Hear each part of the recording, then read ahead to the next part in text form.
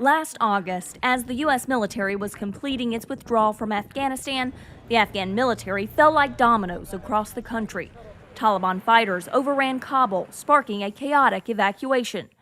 A year later, in an exclusive joint interview with VOA, the last two commanders to oversee U.S. forces in the region now speaking out about what went wrong in Afghanistan. My belief is that the core decision that caused the tragic events of last August was our decision to leave Afghanistan completely.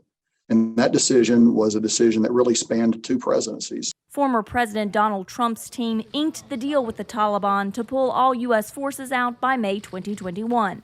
And President Joe Biden's team followed through, extending the date to August 31st. I just don't buy the idea that we had to pull everybody out. Instead, retired General Frank McKenzie, who oversaw the withdrawal as commander of U.S. Central Command, and his predecessor as head of CENTCOM, retired General Joseph Votel, felt a minimum of about 2,500 American troops needed to stay to keep Afghan forces in the battle. They collapsed and lost the will to fight. 2,500 troops would have given us a small, very hard platform, series of bases in Afghanistan that would have included Bagram Air Base. It would have given us the ability to continue to support the Afghan logistics system, would have given us the ability to continue to support the Afghan Air Force on the ground. President Biden defended his decision to withdraw all U.S. troops 1 year ago. I was not going to extend this forever war, and I was not extending a forever exit. To those asking for a third decade of war in Afghanistan, I ask, what is the vital national interest?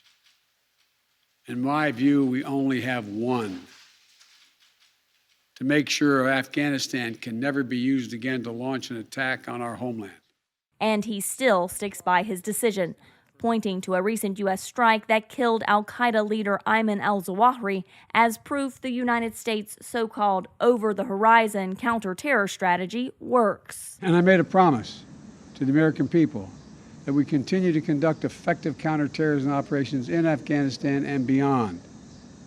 We've done just that.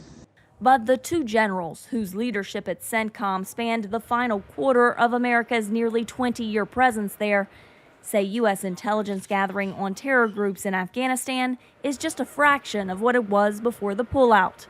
And they fear Americans are now less safe. I do not believe we are safer as a result of our withdrawal from Afghanistan. There's a lot that we don't know about the organizations, the terrorist organizations that are left on the ground. We've got work to do here, and I don't think we're more stable or we're more safe. I think Afghanistan is more unstable, and as a result, that this part of this region is more unstable. 13 U.S. service members and at least 170 other people died in an Islamic State suicide attack on one of the final days of the U.S. evacuation. It was the deadliest day for U.S. troops in Afghanistan in a decade. The 2-week mission evacuated more than 120,000 people, but tens of thousands of U.S. allies were left behind. Carla Babb, VOA News, Washington.